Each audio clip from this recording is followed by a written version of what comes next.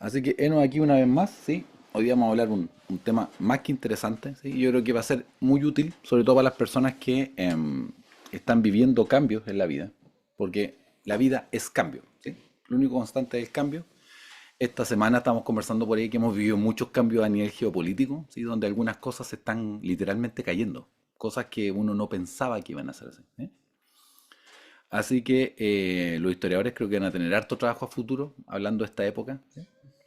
En general se dice también de que cuando un imperio cae y tiene que levantarse uno nuevo, o se está levantando uno nuevo, uno vive esta etapas de la vida que son como de mucha incertidumbre, ¿sí? De mucho caos, ¿sí? Y la gente lo siente, ¿sí? Siente esa incertidumbre, esa inseguridad de, bueno, ¿qué va a pasar? Pues la vida como la conocíamos ha cambiado. Y esto, lo bonito es que está en la escritura, pero antes le voy a contar una historia, ¿sí? Hay un animalito, y si mata a alguno, de repente lo ha visto, ¿sí? O ha visto a alguno, no sé, pues en ropa o en alguna, como se dice, representación gráfica. Eh, Está de moda, pero tiene sentido, porque es la langosta, ¿sí? Incluso uno de nuestros hijos tiene ¿cómo se dice? Un polerón que tiene una langosta, ¿sí? Y dice, abraza el cambio. Y la pregunta es, ¿por qué? Lo que sucede es que la langosta, ¿sí? Todos los animales de ese tipo, ¿sí? Yo no soy zoólogo ni nada por el estilo, así que tranquilo. Pero esos animales tienen lo que se llama un exoesqueleto, es decir, no tienen como nosotros los mamíferos columna vertebral por dentro, ¿sí? Sino que su exoesqueleto es el que los cubre y los protege, lo que les da estructura, ¿sí? En general la gente que sabe de cómics sabe que el exoesqueleto, no sé, pues lo tenía el doctor, no me acuerdo, el, ¿cómo se dice? El archienemigo de Spider-Man, ¿sí? Pero el exoesqueleto es esta cosa que te cubre, ¿cachai? Y que te da estructura, sobre todo en ese tipo de animales. El problema que tiene la langosta es el siguiente. La langosta va y genera un exoesqueleto, pero el exoesqueleto, ¿sí? La cubierta, ¿sí? La armadura, no crece con él. Lo que significa que toda su vida se lo pasa en esto. Va y genera una cubierta que le sirve, que le da estructura, ¿sí?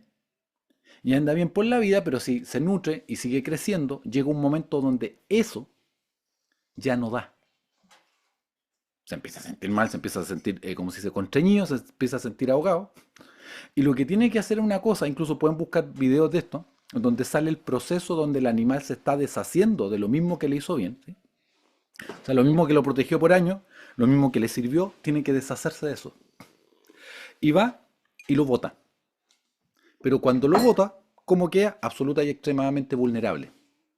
Y se guarda por un tiempo hasta que genera un nuevo exoesqueleto y ahí sale y vuelve a la vida.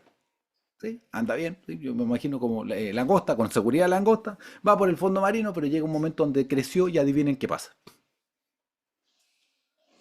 Le vuelve a quedar chico.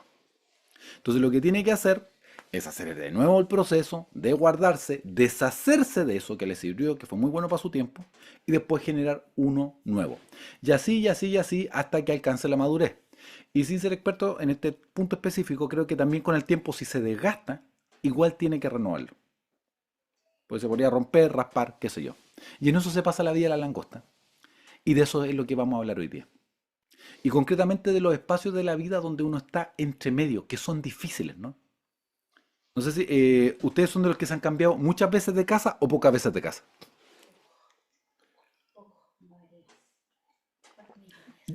Aquí algunos dicen que poco, otros dicen que mucho, ¿sí? Concretamente, porque concretamente en el caso mío, pasó que yo hubo un tiempo que con mi familia, cuando era niño, nos cambiamos cada promedio, cada 4 años nos cambiamos de casa. Y yo voy y me caso con mi esposa, que ¿saben cuántas veces se había cambiado? Nunca.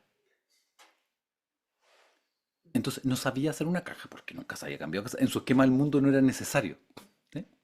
Entonces, para los que son más gitanos tienen un poquito más de experticia, pero saben de que uno cuando va y se instala y llega a la casa, ¿qué es lo primero que tienen que instalar? Muy bien, ahí, ¿cómo se dice? Hay kilometraje, ahí hay experiencia. Lo primero que se instala son las camas. ¿Y cuánto demora una casa más o menos en que quede ajustada a uno? Algunos dicen promedio unos 6 meses. sea que aunque ya armaste la casa, te das cuenta que esto no iba aquí, tenés que ponerlo allá, tenés que sacar cortinas, y pasado ese tiempo como que ya estamos más asentados, ¿sí? Entonces, las transiciones son complejas porque uno tiene que lidiar con la incertidumbre. También pasa con los trabajos, ¿sí? Por eso es mala la rotación laboral, porque uno, en agarrar el vuelo de un trabajo, se supone que es un año, como para saber un poquito de qué se trata. Entonces, por eso esos trabajos donde hay mucha rotación y la gente sale, sale, sale y sale, nunca logran tener un buen desempeño porque el tipo sale mientras el otro está agarrando vuelo. Ahora, y como habíamos dicho, la vida tiene transiciones y si bien Dios no cambia, Él lo cambia todo. Y la vida es cambio, ¿sí? Todo lo vivo cambia, ¿sí? Es un principio de la vida y hay que fluir con eso. La vida va a cambiar. Lo que uno debería asumir es que la vida va a cambiar. ¿Sí? Y los humanos, ¿cómo somos para el cambio? Malos. Somos malos para el cambio. Y tengo buenas y malas noticias. Las noticias son de que el cambio es bueno y que nosotros como humanos nos van a tocar vivir en esta época más tasas de cambio que nunca en la historia.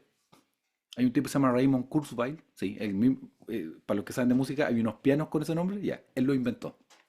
Raymond Kurzweil sacó una proporción de las tasas de cambio que ha vivido la humanidad. O sea, antes, por ejemplo, en cuánto tiempo había en cambio. El tipo pro- profetizó, podríamos ocupar el término, ¿sí? Raymond Kurzweil, que la próxima década, él dijo en el 2010, vamos a vivir 32 veces más tasa de cambio que antes. Y eso va a seguir. Y dígame si no ha sido así. Nosotros no somos conscientes que hace 4 años atrás, si un niño no quería hacer una tarea escolar, ¿qué tenía que hacer? La copiaba. Incluso se acuerdan que había un lugar que se llama el Rincón del Vago. Y no sé, ya ni existe, está obsoleto eso. Entonces tú tenías que ir a copiar la tarea de otra persona. Ahora tú, si alguien quería hacer una imagen o buscar una imagen para una presentación, como el otro día yo tenía que hacer una presentación, ¿qué tenías que hacer? O la hacías tú o la buscaba hecha. Desde julio del 2022 con Midjourney y con ChatGPT, que fue en noviembre del 2022, que yo creo que esa época va a quedar en la historia que cambió todo, tú le puedes hablar a una máquina y la máquina lo hace. Eso nunca había pasado en la historia de la humanidad. Escríbeme un trabajo en la revolución industrial de nivel de secundaria, ¿sí?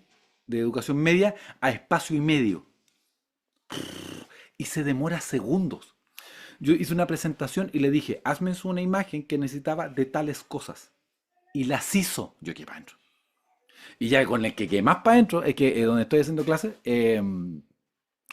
una chica que es la que nos apoya ahí en la parte, como se dice, docente, le dije, mira, quiero hacer unos ejercicios prácticos. Me dijo, no, yo tengo una IA que hace presentaciones. Y ya, le dije yo. Le mandé el texto y la IA lo hizo. Y no solamente es que hizo las presentaciones, las diapositivas, las hizo como ejercicio. O sea, mostraba el encabezado primero y mostraba la respuesta después. Yo quedé loco. Porque la otra vez me acuerdo que hice una presentación, me demoré que toda en la mitad de un día en hacerla como a mí me gusta. Entonces, en una época de tantos cambios, bueno, ¿cómo vive esto? ¿Cómo se transita? Y en Josué 3 del 1 al 5, ¿sí? Sale cómo se transitan los cambios cuando hay incertidumbre, cuando no tienes idea de lo que viene, cuando te toca vivir cosas que otros no han vivido antes, ¿sí? Cuando te toca vivir algo que tus padres y tus abuelos nunca conocieron. Y es uno de los temas que complica ahora educar a los niños. No es que los adultos no tienen que educar a los niños. El problema es cómo los educamos para un mundo que ni siquiera sabemos cómo va a ser. Por eso la educación está en crisis en muchos aspectos, ¿no?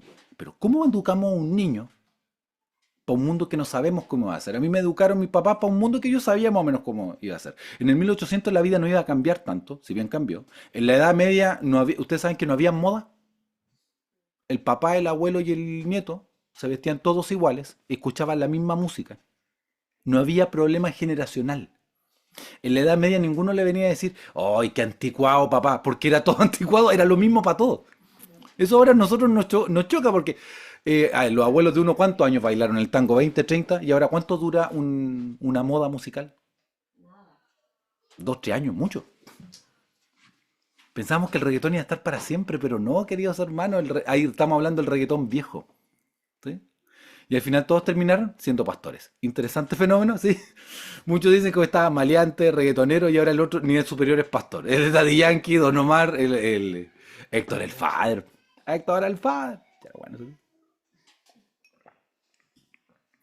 No, y hay varios, Julio Volte, varios que terminan siendo pastores, es una cosa que es llamativa.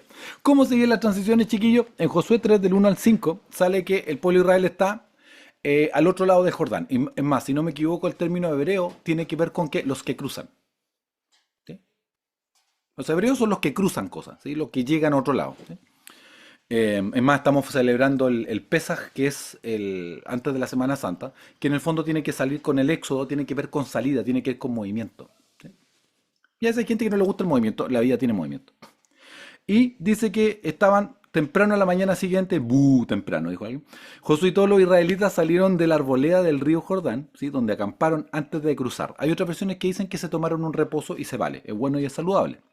3 días después, los jefes israelitas fueron por el campamento y dieron al pueblo las siguientes instrucciones. Cuando vean a los sacerdotes, ¿sí? Llevar el arca del pacto del Señor tu Dios, dejen sus puestos, o sea, dejen lo que están haciendo y síganlo. Dado que ustedes nunca, ¿sí? viajaron por este camino, ellos los guiarán. ¿Qué tan buenos ustedes son para ser guiados?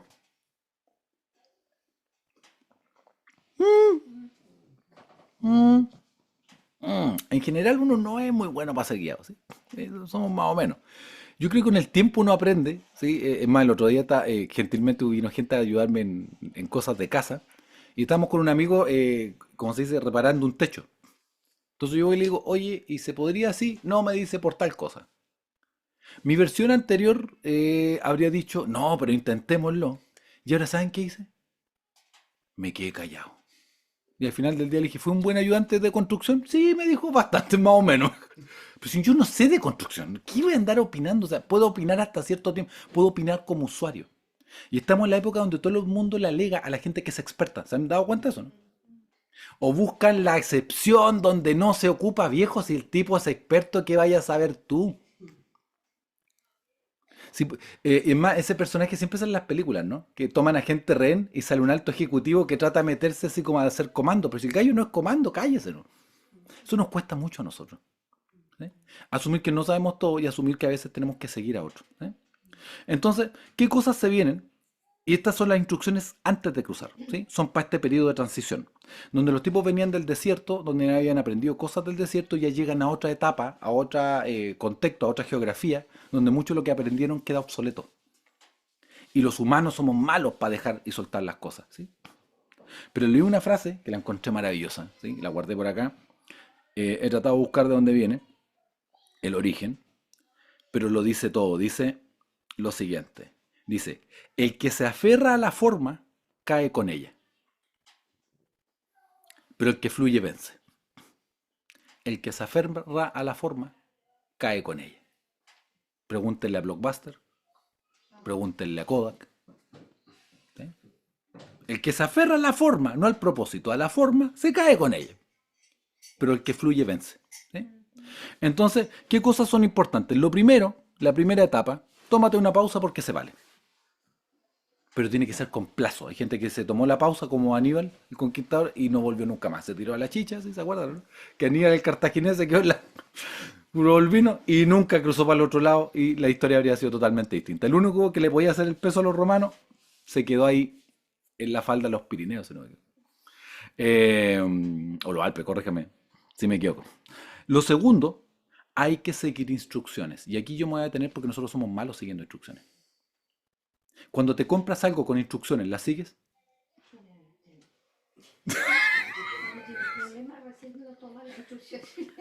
Uno llega y se larga porque yo sé, ¿no? Y uno empieza y después me cacha que no puede. Y de esto yo aprendí, mi papá es súper bueno armando cosas, yo creo que eso, creo, haber heredado eso del viejo, pero va y le había regalado, no había regalado un mueble. Y él llega todo decidido, lo abre y dice, esto me supera. Y no lo armó. Y contrató a alguien que sabía armar muebles y el tipo lo armó, se echó toda una mañana. Pues estos modelos nivel IKEA estamos hablando, que están hechos para ser armados. Pero como hizo un comediante, venía en italiano las instrucciones, estaba súper complicado, era por etapa, una tremenda cosa. Entonces lo primero es que hay que seguir instrucciones, porque dice que recorrieron el pueblo y les dijeron, cuando vean el arca pasar, dejen lo que están haciendo y síganla. Seguir instrucciones. Y ahí nosotros somos malos. Y como conversamos antes de que grabáramos esta parte, Como venimos de un país o de una cultura huérfana, tenemos más problemas con seguir instrucciones, porque tenemos problemas severos con la autoridad, ¿o no? Para los que somos papás, ¿no les pasa que a sus hijos le alegan en tonteras? Yo últimamente he tomado la siguiente política. Le digo, a ver, chiquillo, ¿quién es experto? ¿Quién tiene más de tantas décadas en esto? ¿Cuántas veces te has resfriado tú? Tantas. Yo soy experto en resfrío. Me tenéis que hacer caso a mí. Si no lo quiero oprimir, quiero ayudarlo al tipo. Y a uno también le pasa eso, ¿no? Y cuando uno se enamoró pensó que uno era el primer enamorado. ¿Sí? Y como dijo alguien por ahí, el juego cambia, pero no. El juego no cambia, cambian los jugadores. El juego no cambia. Lo que cambian son los jugadores. Y uno le dijo a sus viejos, no, si yo sé, ¿sí? Porque mi historia yo soy tan especial que es distinta. Y al final, como dijo alguien, somos humanos, homo sapiens, sapiens, cosecha normal. Para varias cuestiones somos bastante estándar, hay cosas que no hacen distinto. Lo primero hay que seguir instrucciones. ¿Ya? Dije, para que sepan el camino que han de seguir, porque ustedes nunca han pasado por este camino. Ustedes no conocen el camino, entonces, ellos tampoco lo conocían, tenían que seguir a Dios porque es el único que sabía el camino antes. Y a nosotros nos cuesta seguir a otro. Tenemos problemas severos. Y todos hablamos del liderazgo. Y está bien ser líder, pero a veces si uno es buen líder y el otro sabe, ¿qué tenéis que hacer? Quedarte callado nomás. Si te perdí en medio de la selva y aparece un Sherpa, no sé, o del Himalaya, ¿a quién tenéis que hacerle caso? ¿Sí? Si te perdí en la cima de la sierra peruana o boliviana en la Amazonas, ¿a quién tenéis que hacerle caso? ¿Al guía nativo o a ti? Tenéis que hacerle caso al que sabe, po. Si tú no has llegado allá. Tengo un amigo que me contaba que está en X lugar, ¿sí? Y alguien iba a ese lugar. Y él le dijo, oye, ¿sabéis qué? No te vayas a ese aeropuerto, ándate al otro. Porque ese tiene todos estos problemas. No, él quiso ir por ese. Tuvo todos los problemas que le avisaron. El otro no había ido nunca, pero uno como es tan especial, a mí me va a funcionar por ser yo. Eso se llama en la adolescencia la leyenda personal. Pero eso es cuando uno es inmaduro. ¿Han visto los niños? ¿Por qué los niños hacen esas tonteras, saltan de techo en skateboard, caen en una reja, se castran los cabros? ¿Han visto eso, no? Caen así, ¡ah! Y uno lo ve como fail. ¿Por qué está la leyenda personal? Se llama en psicología del desarrollo. A mí no me va a pasar. Por ser yo como soy tan especial, a mí no me va a pasar. Y le pasa, po. Y hay gente que tiene temas con eso, ¿sí? Entonces, hay que asesorarse por gente que sepa. No se asesore por gente que no sepa. Si quiere tener un buen matrimonio, siga a gente que tiene un buen matrimonio. Si quiere que le vaya bien, cópiale a la gente que le va bien, pero no le haga caso a gente que no sabe.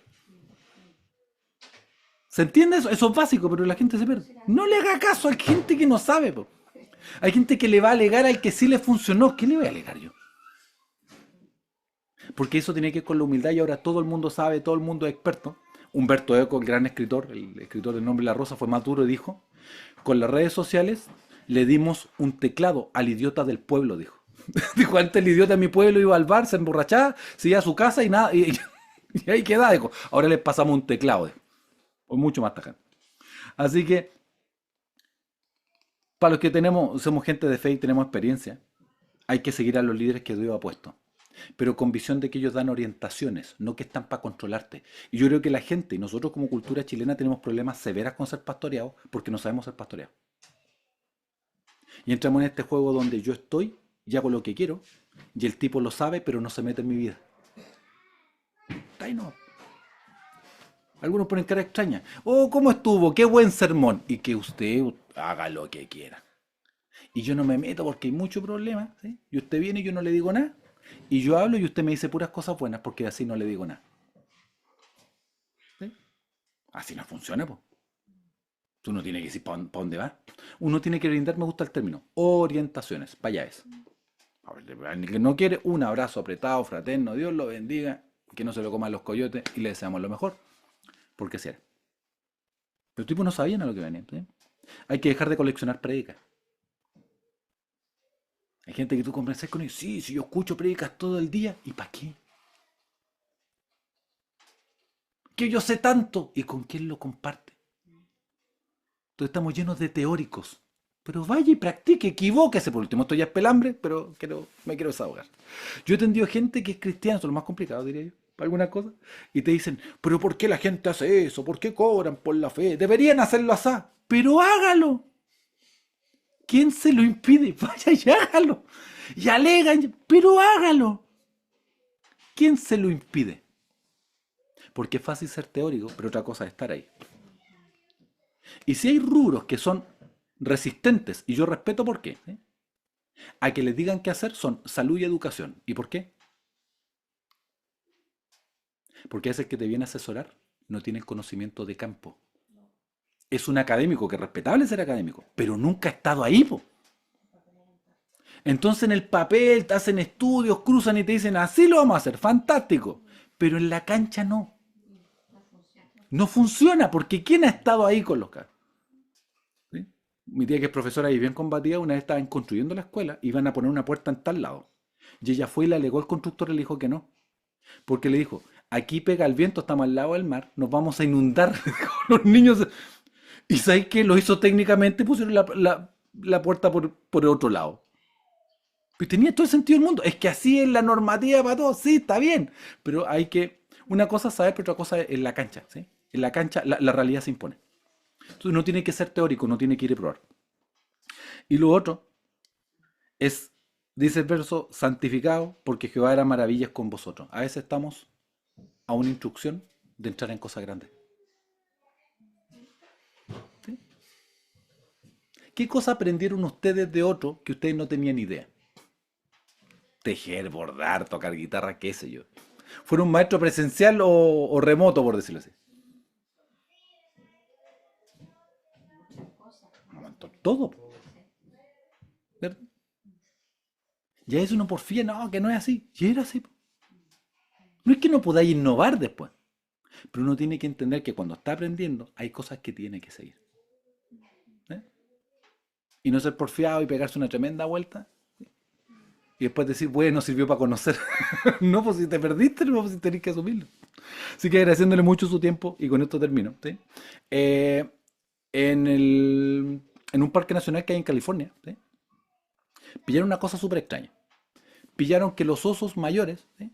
Cuando estaba el cambio de estación, a cuando hacía más calor, iban y pasaban por una ruta y notaban que marcaban muy fuerte las pisadas.